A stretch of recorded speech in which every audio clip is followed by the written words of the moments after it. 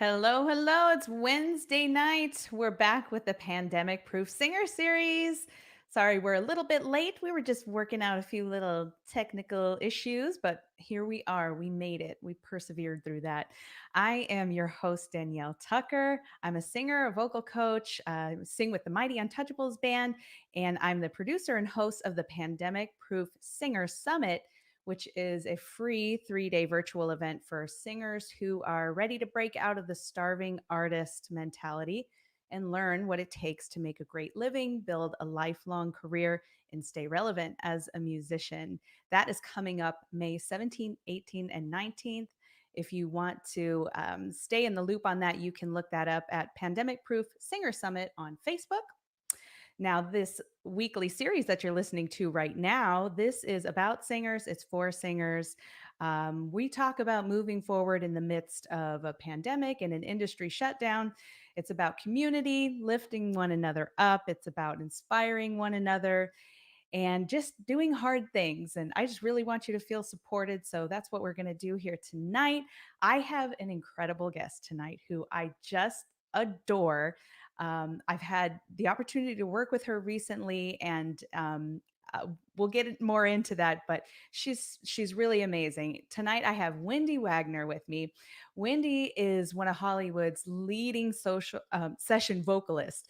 She appears on songs from recording artists like Britney Spears, Selena Gomez, Kelly Clarkson, Miley Cyrus, Michael Bublé, Barbra Streisand, Katie Lang, Neil Young, and Ringo Starr, just to name a few of them. She sang on more than 450 songs for the hit Fox television show Glee. And she can be heard in motion picture soundtracks, including Rock of Ages, We Are Marshall, Legally Blonde, many others, which I want to talk to her about. And as a touring singer, Wendy has sung background on a world tour with Katie Lang, and she currently tours on and off with Joe Walsh of the Eagles. So let me, without further ado, bring her on. Wendy, Hi! yay! And we can still hear each other. We did it! Yes. All the artwork behind me. You probably don't want to see all of that. Okay. It looks great. Looks great. How are you tonight? Oh, I'm good. I'm good. I'm seeing my reflection and realizing that I do have the COVID-19 pounds. I never got the COVID-19, but I got the pounds, so I'm okay. But, it's hard looking at myself. You look amazing. You're gorgeous. You're so kind. I think I've just been it's interesting. I was at a session today in a studio. I was at East West Recording, and I was actually in a studio. I wasn't engineering myself. It wasn't a remote situation. And I was like in the studio. We were talking about the healing that has to take place for musicians and singers, because I don't think we actually have even touched or scratched the surface of what everyone has gone through, including creatives. It's going to take a long time to get reconnected and ooh. So that's where my brain is today, but I'm trying to yes. You with fun. And thank you for that very sweet introduction. That's very kind. As the feeling is mutual, because I adore you and you have such a beautiful voice and your spirit, and I mean, it's just amazing. I love what you're doing. Thank you. Thank you so much. Well, I would love to hear all about your session today. But before we dive into that, what I usually ask at the beginning is, as a singer, what did you kind of have going on career-wise right before our lockdown hit? And then what did you immediately pivot into? Or did you? Did you take a break? What did you kind of segue into? Well, I mean, at the time, I was not touring. My husband was touring. My brother was touring. A lot of my friends were touring. I was not. We lost Joe Walsh to the Eagles a couple years ago, actually. And then with the pandemic, he's still fulfilling his Eagles obligations. And then we'll see if we do anything with him, with his solo stuff. But, with COVID, everything the brakes just went on. So I wasn't touring, but I was recording a lot. It's what I do for a living, and I have been for 23 years. And so it was an abrupt stop. I mean, I don't think it was me choosing to take a break. I think it was just everybody in shock and going, wow, what's happening? At the time, I've been remote recording for 17 years. I'm a Logic girl. I know just enough to be dangerous, and I know enough to record, edit, tune, process, send stems to the producer. I'm definitely not a sound engineer. I could not go into a studio and record a band or anything like that.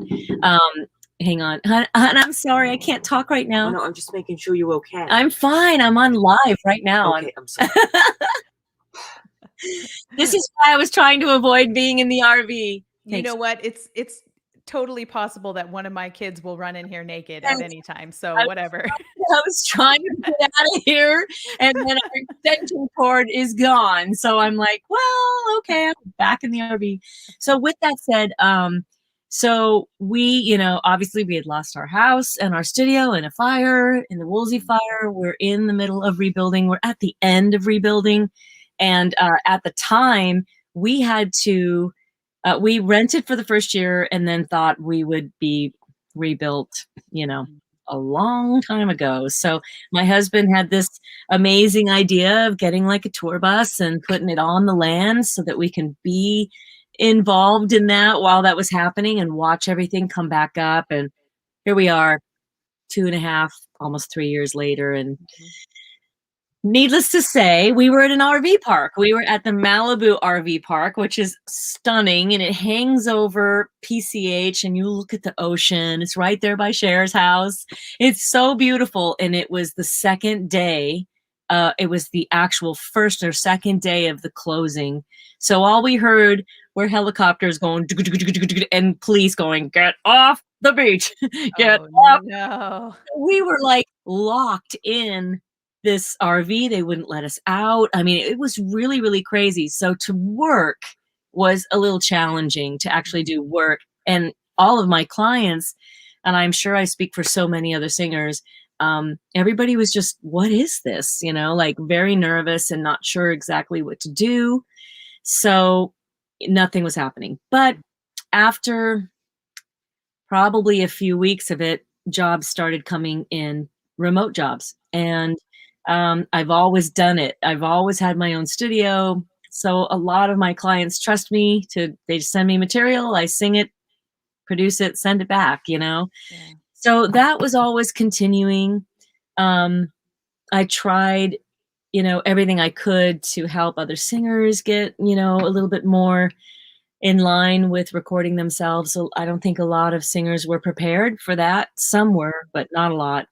And so I just, work continued as usual. Obviously, the workflow was cut at least by 50% because, I think everybody was just trying to find their footing. Right. And then, when production stops on film and television, there's not a lot to do. Yeah. So I started doing more like songwriter demos and stuff like, more independent artists were contacting me, and I was just doing whatever came in kind of thing, having fun with it, staying connected to it. But it wasn't that hustle and bustle lifestyle that like both my husband and I are used to, is going to a studio all the time. So it was different, but it never really completely stopped, just maybe 2 or 3 weeks. Yeah. And now it looks like, just from our relationship on Facebook and seeing your posts, that things are starting to pick up in person, doing some in studio session work. Yeah. I mean, I've done, it's been like speckled, through the whole, pandemic. I've done a handful of in-person, not even really a handful, I think 3 or 4 in-person sessions, not with groups, but basically just by myself, or maybe with just 1 or possibly 2 other singers, where we're like 15 feet away, we're all wearing masks, and, singers that I have a very deep relationship with, and vice versa. I did a Carrie Underwood Christmas special during the pandemic, with Nyana and Dorian Hawley contracting, who I adore. And that was definitely different because we were being tested, sometimes twice a day when we'd get there in the morning and then in the afternoon, or, you know, um, that was interesting. And we couldn't really converse. And there was kind of like a COVID type policing going on where people were like, how singers are. We get together and it's like, la, la, la, la, la, Yeah. laughing, like, what are you doing? Oh my gosh, my dad. And so we had to refrain from that, which was kind of difficult. And part of the time, we still had our masks on and we would still be gabbing, but they had us sequestered a little bit. Like, there were so many people allowed on an elevator, there were so many people allowed in the bathroom, and they really watched it. And I think there were only about 15 or 16 singers with Carrie. And but we did some pre-records and we were up there. And as I don't know if or if a lot of people know, but really doing a good lip sync is you have to sing along. You can't just go, because Yeah. you're not watching the chest rise, you're not watching the muscles move, you're not watching any expression. So we had to sing, but they spaced us and made sure that we were all really spaced apart. And, the whole thing was run incredibly well and very professional. And so that's the biggest thing that I did with other singers during the pandemic. So that's, I think, why it's been so different. The career has been different. And I've done a lot of group sessions, but what we do is we layer things. So one singer will start, and then we basically send our stem over to the next singer, and then they stack on you, and it goes like that. Yeah. So we're all matching that original singer's phrasing. Yeah. That's what we've had to do. So, but I am seeing more jobs. A lot of people are fully vaccinated now, or at least partially vaccinated. Getting that question a lot. Yeah. I've seen a couple singers that are not interested in doing the vaccine and have lost work from it. So that's tough because everybody has their own belief system, and political or not. I mean, I think it's completely different than who you follow politically. I think it's just whether or not you intend on taking the vaccine. And I think it's going to be difficult for people who don't. Yeah. Yeah. You know? You know what? I'm so glad that you brought that up, because we really are kind of turning another corner now in all of this with the vaccines. Yeah. So now we're faced with this, who's going to be able to work and who's not, and what are the requirements going to be, and who's going to get left out. And you mentioned at the top that there's so much healing that has to take place. We're barely, you know, we've barely scratched the surface with any of that. And now we're moving into this. It's just such an awkward, strange time of life. But for me at least, having a few in person, things that we're doing that are, safe and distant, that to me those are the little baby steps that we're taking Yeah. forward. And like, I don't even know how to be around people anymore. I feel so awkward, but I think those are going to be the little things when we start kind of coming out of the bunker. Yeah, I think so too. I know we talked before that when you were doing some dates with your band, and I Mhm. was like, whoa, what, this was a few months ago, and there were some like, scattered things that you were doing in smaller events and, smaller group of people, but you were actually out singing live before I knew anyone that was doing it. Mm. So I think, yes, with the numbers coming down, especially in California, and the vaccine going out, I mean, we're halfway to, 50% vaccinated, the state of California, which is incredible. And I think, they're seeing a lot less hospitalizations. They're seeing the death count go down, even though the infection number is still pretty high. Mhm. But they're seeing like, worst case scenario type thing, and it's getting better. So I do think people are just definitely opening up to go to a real studio and There's still the protocol of taking the temperature, signing. Generally, like today, I had to do an online app thing where you sign in, give your information, whether or not you've had any symptoms over the last 2 weeks. They now have lifted, the CDD lifted the 10-day quarantine if you're traveling, if Okay. you're fully vaccinated. Mm. If you're Mhm. partially vaccinated, you still have to quarantine. But if you're fully vaccinated past that 2-week period, you no longer have to quarantine. So it was interesting. I was filling out this form and it was asking me these questions, and that's new. Um, so, you still have to go through that. The sanitizer, hand sanitizer is still everywhere. And I think everybody's trying to be as careful as possible, and slowly see glimpses of life and light coming back. Yeah, yeah, for sure. I Yeah. know it's going to be a lot to navigate, but I think, we're just going to kind of have to take it one little step at a time. But I Yeah. wonder, are gone are the days when we share a mic in the studio. I wonder if that will ever happen again. It's interesting because I was thinking about that.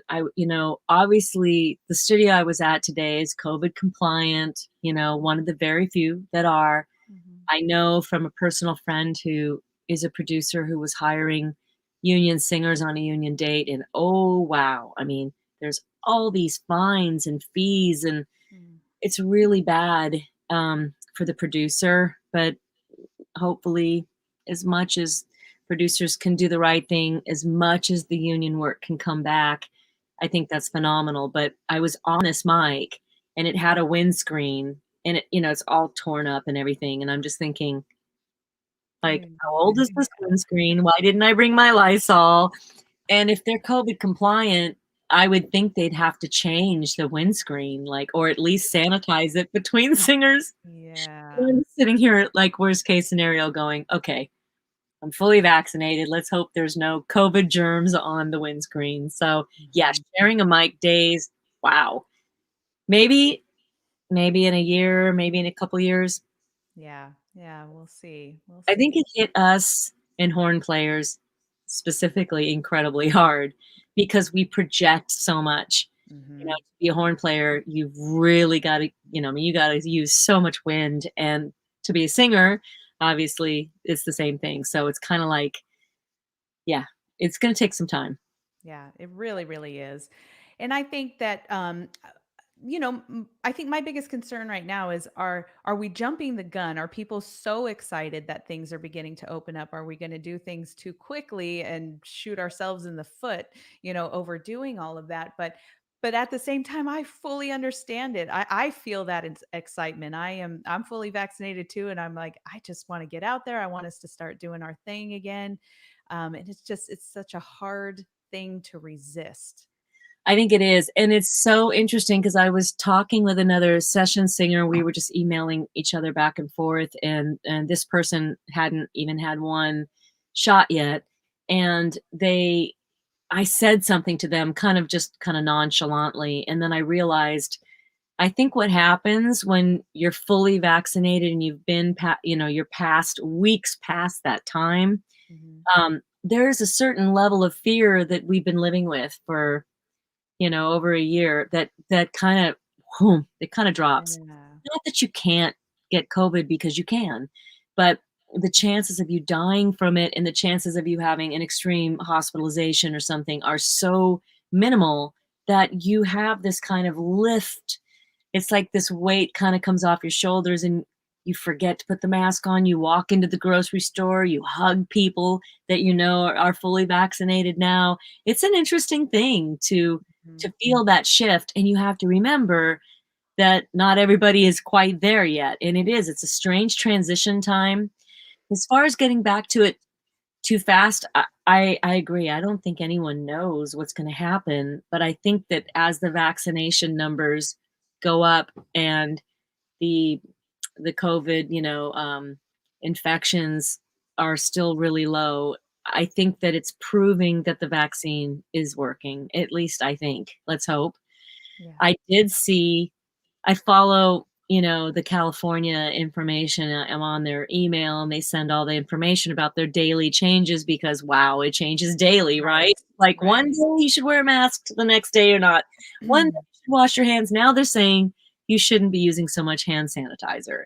Okay. I read this yesterday on the CDC website, and it says it no longer transmits on topical or like anything that you touch. It has to be transmitted through droplets or spit or what, that kind of thing. Yeah. So you don't need to wash your hands like that anymore. And I'm like, well, it just changes every day. But I Mhm. did see that they're starting to open as of, I think it's April 15th or right around that time, they're going to be open certain venues at Mhm. 50% capacity. Right. So the smaller venues where there's 1,500 seats to 6,000 seats, that kind of thing, they're going to allow 50% capacity, but there are going to be seated areas for vaccinated people and a different section for non-vaccinated people. Oh my gosh. Yes. Can you it- imagine? And the vaccination is digital. Like I have a card. My husband has a digital thing. And I'm like, how'd you get that digital thing? Because What? they're going to start checking on flights, Disneyland entrance, going to a concert, going to a baseball game, going back to school. They're going to start checking. And Yeah. so the vaccinated people have a seated section that there's no more social distancing, but you have to wear a mask until there's herd immunity. Mhm. Non-vaccinated section is socially distanced. So that's the only difference. But literally you can't you can't hang out with the down low unvaccinated people.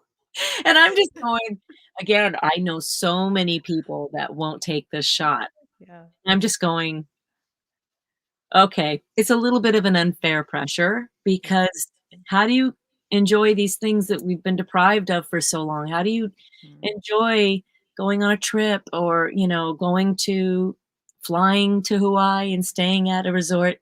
Mm. They're going to be checking. Yeah. It's going Yeah. to change things. So we'll see. That that is gonna be something else. I can't even imagine that, but Yeah, it's on the CDC website for California, and I was just like, "Wow, that's the first time that I saw that." And I know they're gonna start doing fully vaccinated flights and like, because then you don't have to wear a mask. yeah. It's like, I don't I might book a ticket on that airplane Yes. because that mask, wearing that for so many hours is just torture. Yeah, It's absolutely. torture. It's like, your flight may be 3 or 4 hours, but you gotta count all the driving time and the minute you get out of your car and, like, it's 7 or 8 hours with that thing, and kids going to school. I mean, we both have kids in school. I mean, that's gonna be tough. Yeah, it is. Yeah. I'm so hopeful the direction things are going in. That is my concern. But like you said, things are changing on a daily basis. So Yep. maybe it's something we just shouldn't worry too much about into the future or try to like visualize these awkward vaxxed against the non-vax rooms. Things are changing every day and we're going to figure out how to navigate through Yeah, everything. yeah. I mean, I don't think anyone should be forced to have a vaccination because I have friends who truly, truly believe that it's not good for them health-wise, whatever they have, an underlying condition or, a vaccination injury or, autism is tied to vaccines, which is a very controversial Mhm. topic, but, I believe in some of that stuff, and it's like it's a really hard decision to sit back and go, "Do I stick this in my kid?" Like, what you know, "I'll go down, I'll take one for the Yeah. team, so we can get life going back," but when you have a young kid, what do you do? These are hard decisions to make, and Yeah. to not be able to enjoy a concert or go to Disneyland or anything like that because you're not one of those people, that's gonna be tough. So we'll see how that goes. Mhm. Yeah. Mhm. Yeah. Yeah. Well, I think one of the silver linings that has come out of this is all of the remote capability that we have now. And I am so glad because that really led me to you and you and I connecting because you have you do some special workshops that are it's the art of pop vocal, right, in the studio. Yeah. And I am just like in love with this work that you do. It has been so amazing after, I've been singing for 25 years or so. And I feel like what I'm learning from you is uncovering a whole different dimension of my voice or and my performance, how I think about it. It's changing my ears. And I love it. And I love that you're putting it out there because it's very unique. I don't see Different. It's I don't different. see anyone else doing this. Yeah. Julian Waterman is in the comments and she says her workshops are the best. So fun. Oh, Mhm. thank you.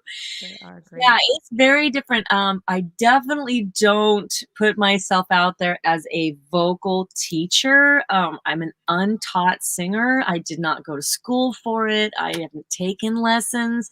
I was married to a vocal coach, my ex-husband, who was a master singer and vocal coach, and I would watch him with, he worked with primarily professional singers, and I would watch him, target whether someone was working on their range or breath control or whoever it might have been. Sometimes he worked with actors and stuff. Sorry, this thing is moving so much. I'm literally sitting on a bed. This is how, this is how high profile I am these days.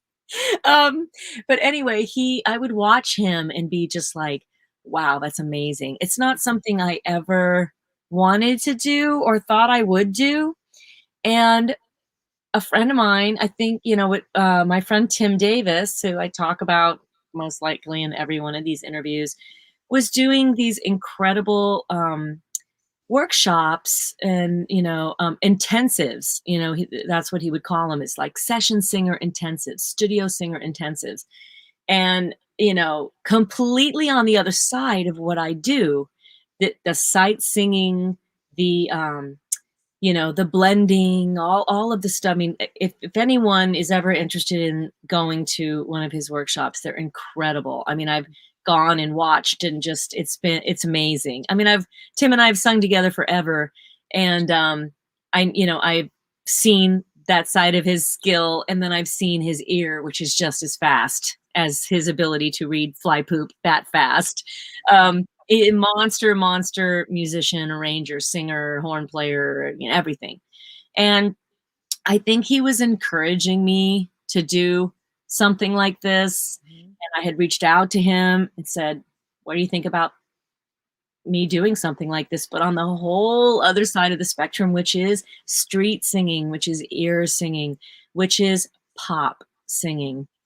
All pop singers that do a lot of that record work, a lot of us don't grow up learning how to sight sing. Mhm. We don't sing with, master chorals and it's just a very different thing when you're singing on, a Demi Lovato record or Selena Gomez or Carrie Underwood, or they're generally not putting sheet music in front of you and, you're not reading it down. It's a completely different place where that comes from.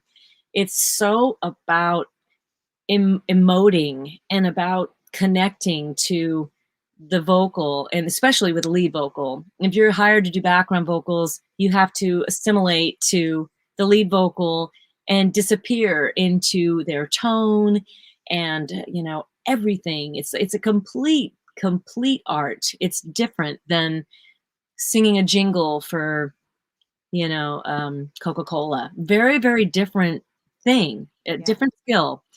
When I was coming up in session singing, there was a lot more of that traditional, sight singing, session singer community, completely of maybe how do I say it? Just a different generation. When I was growing up and we would see commercials for Pepsi or something, it would be like, Pepsi, you gotta have your Pepsi or whatever, I'd like to teach the world to sing, or it was a shampoo commercial like, doesn't she look lovely? Like it was all these kind of different kind of singers that didn't Yes. sound like a singer on the radio.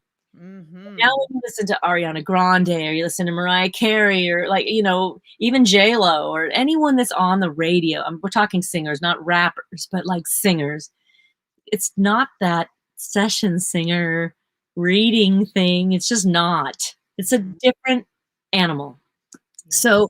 people who have that amazing ability to be pop session singers and also read and also have the ability to arrange and write out all the notes and everything. That's amazing. But there's very few of them. And to be honest, I don't know. I could be wrong. I'm terrible if I'm wrong. I'm sure I am. I don't know one of those like heavy, heavy readers. Female, I know a couple males. I will say that. Like David Laux is one of them. But I don't know a lot of females that have that unbelievable pop voice, that Hmm. they're also so scholared, classically trained. We've talked about this so much. Classically trained singers who are taught, this is your posture, this is how you hold your head, this is where you point your voice, this is how. There's so many rules and regulations, and then you've got a piece of paper in front of you where you're reading notes and rhythms and rests and bass clefs, and I mean it takes, unfortunately, it takes the heart out of singing for me, Hmm. because I'm the worst reader in the world, and people that hire me are laughing right now because they know. But I would say that I'm handed, something to read maybe once every 5 years. Yeah. I'm just not that singer. I'm not going to get that call. I talk about Tim all the time. Tim used to bring me into really heavy reads and literally pluck things out on the piano. I'd always sing melody, always Mhm. soprano, so I could remember it easily. Yes. And he would be over there going ding ding ding ding ding ding ding ding ding. Okay, let's do it, and like he really, really helped me with that. But I just never continued to go that direction. I went the other direction, and that was record singing, and even in commercials and in television and writing for film and television. Everything was pop, pop, pop. So Hmm. that's where I went. It became my expertise. And I just said, I would like to do some kind of teaching thing, but I'm not going to stand there and tell you how to hold yourself upright. And like, we've talked about the bouncing on the bed syndrome, Right. like going back to what first made you fall in love with singing. And that's really where I come into this pop vocal workshop that I do. And I've had nothing but professional singers in these workshops before, and they all leave there going, huh? Like, it's Yes. a skill that you don't necessarily tap into unless that's what you do, you know? So it's very, very different and Mhm. super fun, and really exposing, and you have to be very vulnerable and very open. And it's, I've had some singers. I had a singer I was working with, and he is a living doll. And oh man, just a voice of of a prince, unbelievable voice, but very protective over his throat, which I understand. I always talk about hydrating, resting your voice, not straining your voice. I mean, luckily I've been singing 23 years and I can still step up to the mic and I think still deliver something that sounds, young and whatever it might be. Mhm. But this one singer was so fragile about his voice, and I was like, "Can you give it a little bit of a Can you give it that intense, slight scream? Like, do you know what I'm talking about?" Mhm. And his face was just like, like what? It's the opposite of what a vocal teacher would ask you to do. And then I sent him examples of what I was talking about. And it's Michael Jackson and it's Bruno Mars and like those voices. You listen to Bruno Mars and it's like, oh, it's a hot bath. It's the best pop voice. I'm And gonna he's drink going, that fast oh, water. and he's got this growl in his voice. Michael Jackson, what about us? It's like, Mhm. oh man, he's not going, what about us? Like he's not doing that. He's in the street. He's in the heart. He's keeled over like this. He's not worrying about the protected way of singing. And it's just a different animal. All of that stuff is different. So as far as I know, I don't know anyone else that teaches this. And it's been hilariously fun. And I'm so lucky. I'm loving it. And I got to do it Zoom during the pandemic. So I'm excited to do classes again, but we'll see when that happens.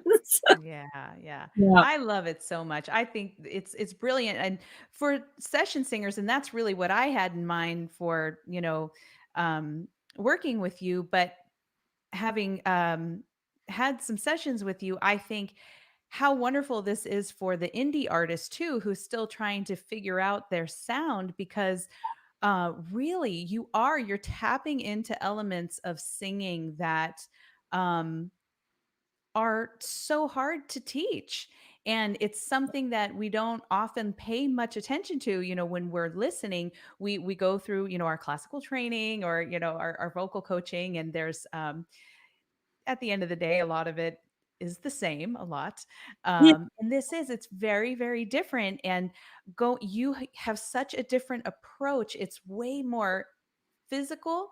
And I love the way you explain how to feel something in the body. And Thank I you. love how you explain how to feel something rhythmically, Thank and how you can use your words and articulate how to draw out an emotion in somebody. I think in one of the songs we were working on, you were like, Danielle, you're in a trailer park, you're wearing Daisy Dukes, you're with your boyfriend, and you're not supposed to be. and you're wearing like a white tank top and you've got a few tattoos on your Yes, shoulder. hickeys up my neck. It's Yeah. And maybe you're smoking, maybe you have a little drink or whatever it is, but you close your eyes and that's where you are. yeah. Maybe you have a shaved head, it's like you really literally have to put yourself in that frame of mind. Yes. Because again, I think as singers who are classically trained, because I work with so many amazing opera singers, Broadway singers, jazz singers that beautiful voices that just don't know how to translate that into sounding like the radio. Mhm. And some take it easier than others. Like yourself, you're incredible. You're so open and you're just so receptive. Some people aren't so receptive to being told to close their eyes and imagine they're in a trailer park with the Daisy Dukes on and they're looking at me like I'm insane. But it's, a lot of this career, especially, the street singing, is really tapping into the emotion of the song. And it's not a proper way of singing. It's not, it's not that it's not proper. It's just, it's not polite. It's not easy. You're not protecting yourself to a point where you can't emote. And Mhm. I've talked a lot about Adele and Sam Smith and Harry Styles, the singers that are not tuned, where you hear their voice floating flat. You hear their voice going sharp because they're really giving it everything. They're super excited and working hard to get that note, and it's not always perfect. That's called human emotion. And we don't hear a lot of that sometimes when people are just trying to be perfect.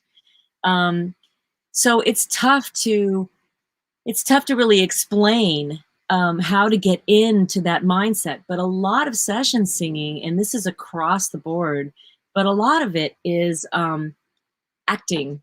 A lot of it is like, taking an acting course. And, I remember when I first started doing Britney Spears stuff, someone, I did it for a television show, and it was an old television show that didn't do great. It was called Popular. I can't remember what network it was on, but I had never heard of Britney Spears, and they said, we need someone to do a sound alike. And it was like a bunch of schoolgirls in this scene, and they were dancing, and it was, oh, baby, baby, it was that kind of thing. And I listened to it.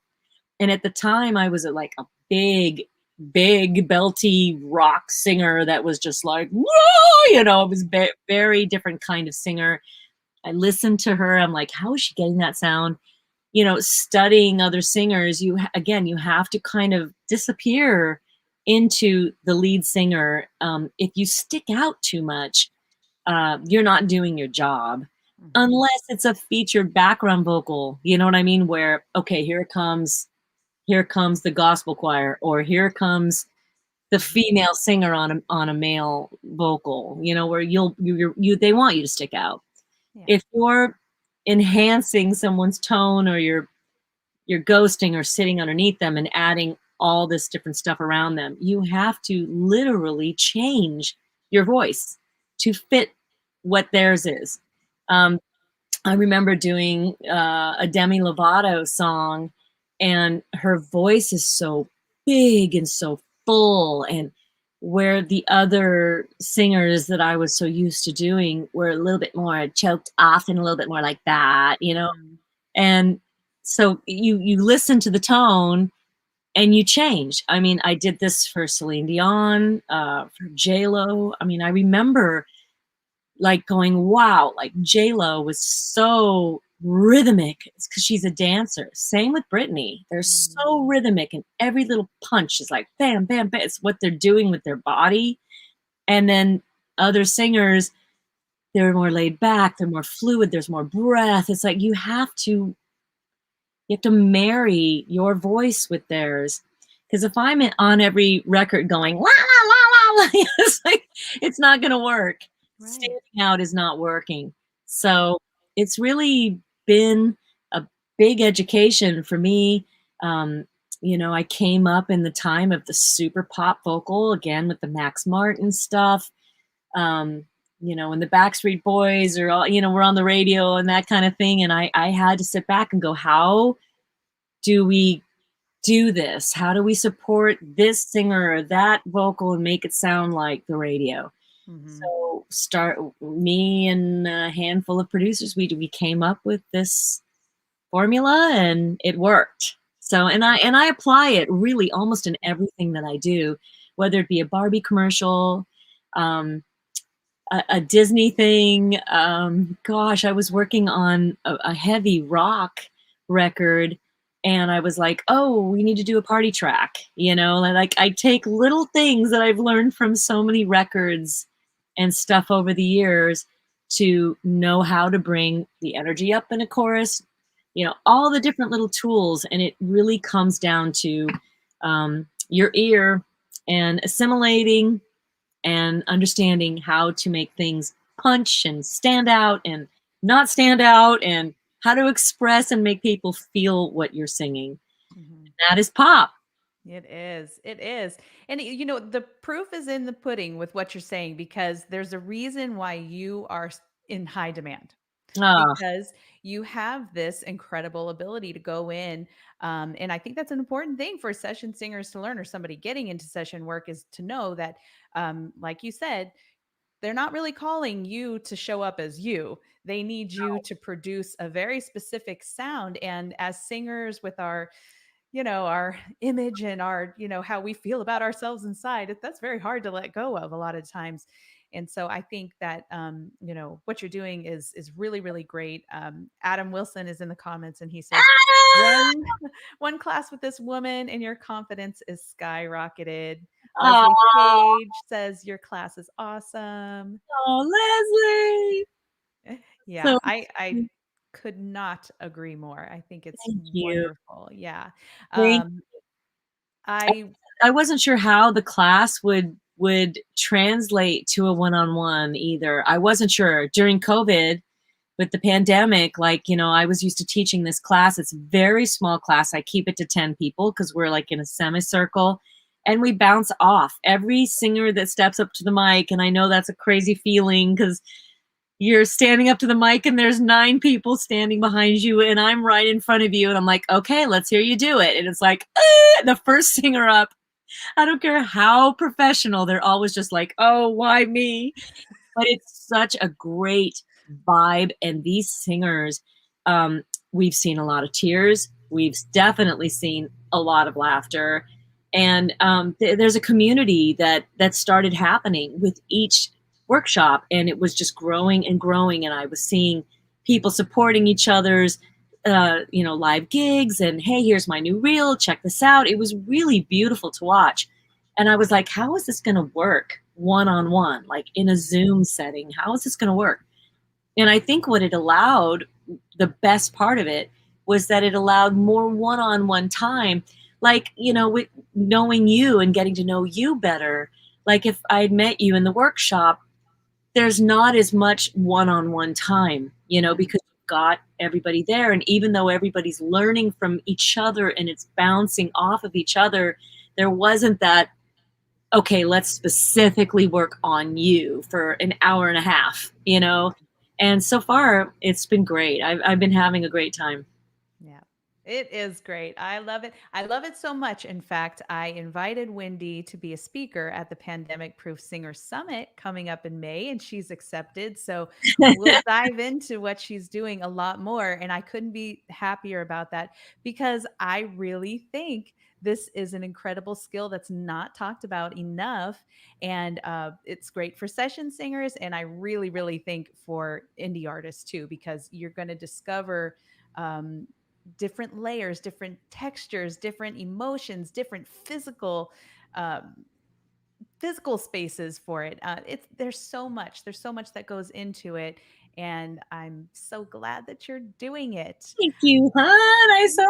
appreciate that. It's so interesting to get that feedback and get letters or emails from people after the classes, or and what I love is like someone that starts out as a technical classical singer and is pushing themselves, and a couple months down the line they send me a recording of something that was so far out of their comfort zone when we started, and I'm listening to it going, oh my gosh, it's like it's night and day. And that is the biggest reward for me, is feeling like people or singers are getting that exact thing out of it, is they're feeling inspired and listening to things differently. And production, you really have to know a lot about production, to stand behind the mic and say to a producer, I got this, like this, I know exactly what to do.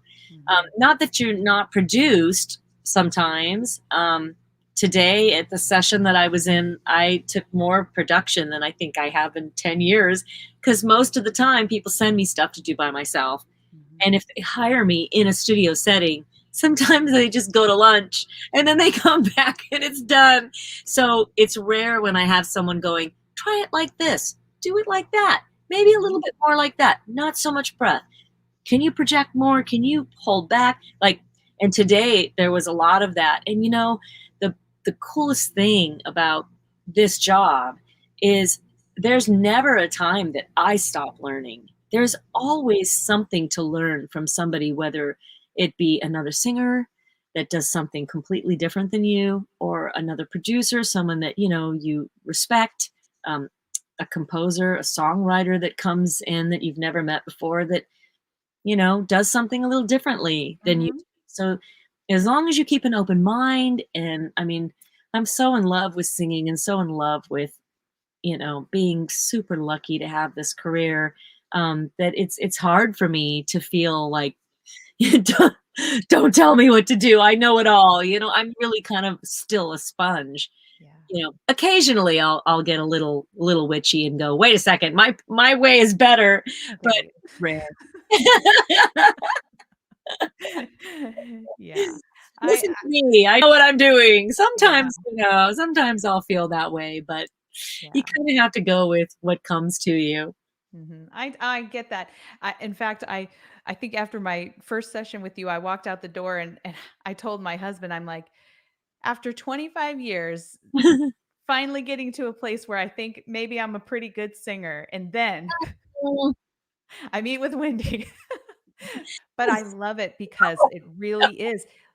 We're always learning. We're always learning those different dimensions of our voice. And to me, coming from like my training and background. I don't believe that any of this defies any of that. I mean, it's not deconstructing any of that or harming it in any way. It's just a different approach, and I just feel like it's like you're delivering it in a different language that isn't in the traditional academia world of Yeah, singing or yeah. even in your traditional studios and everything. So I'm That's so great. excited Thank for you to you. get it out to the masses. Thank you, Super hon. I grateful. appreciate that, and it's been interesting because the more I started doing it, gosh, I've been doing it a few years now. The more I realized that this is not a widely taught type thing. I just thought for sure there would be more people that specialized in this, and unfortunately, there's not. You know, Hmm. a lot of beautiful vocal coaches, such as yourself. There's amazing vocal coaches out there, real teachers that like again, like my ex knows every muscle in the neck and what it's doing. And I'm looking at you going, huh? What do you mean muscle? But when you get behind the mic and you've got to open your mouth and deliver, that producer on the other side of that glass is not concerned about what muscle you're using to sing. They want to hear back through those speakers or their headset, however they're monitoring you. They want to hear it sound like money, like a record, like something that would be on the radio. Many times I've been called, the expensive sound, which I Yes. don't know what that means particularly, but it does sound like, sounds like a Katy Perry record, sounds like, a Maren Morris record, whatever it might be. That is what they want to hear. They do not want to know about the technicality of, exactly how you're standing and how you're projecting and being super proper. They want it to hear they want to hear it like it's going to be on the radio, and that's what I teach. Yeah. Yep. Awesome. I could I could talk to you all night, and I would have loved to dive more into your history because your whole career has been really, really incredible. But Oh, thank at least got to, give some of your highlights at the top of the hour. But we'll talk more about it when we see you at the summit. And I just want to acknowledge you and thank you so much for joining me tonight and taking the time to do it. And it's just been such a pleasure getting to know you and getting to work with you. And I am going to, before I forget, I am going to post your website in the comments. So you. everybody knows where to find you. But I recommend that everybody get on the Pandemic Proof Singers Summit Facebook page and just join the page so that you can stay up to date and you'll find out when registration opens for this. And yeah, you'll get all the goodies from Windy because she's got so much to share. She's had a fabulous career and the lady knows what she's talking about. She really, Oh. really does. Well, there's a lot coming from you. And I mean, I have to give out a lot to you too, because doing something like this pandemic proof singer series and like having the know how, I mean, just to kind of touch on that before we sign off, like there's so much more to having a great voice in being a session singer or a pliable voice. There's so much more to it. It's having a business mind. It's being on time, it's being reliable, it's being easy to be around, it's being flexible, being open to direction, criticism, all the things that come flying at you sometimes. You're not always going to be the perfect match for every job, and sometimes you have to know what you're fantastic at and know what you really suck at. Yeah. These are all these balancing things that we're required to learn and know. Not everybody does it very incredibly well. And kudos to you for being incredibly talented and also incredibly smart and business minded and being able to do something like this that helps everybody during such a really difficult time. And it's great. It's like there's a handful of people that I just go, oh, future contractors, because there's so much paperwork and there's a lot of paralegal stuff that you have to learn, and a lot of really kind of complicated rules and things that change a lot through our unions and all Mm. that other stuff. And you got to have a really business mind to make it a career and not just, occasionally sing for $50 somewhere. I mean, to have a full career, you've got to have all of that. And it's tough. So my hat's off to you. You're doing such a great job. And thank you so much for having me. Thank Sorry you. about my Schitt's Creek situation here. It's great. It's great. One day That's I the will truth have of my life, I'm house. telling you. Oh my gosh. Well, and thank you to everybody who tuned in and jumped into the comments. Great to have you here. Hope you got a lot out of tonight. I'm going to give you back the rest of your night and let you go and say goodnight to everybody. And we will see you back here next Wednesday. Thank you. Bye. Mwah.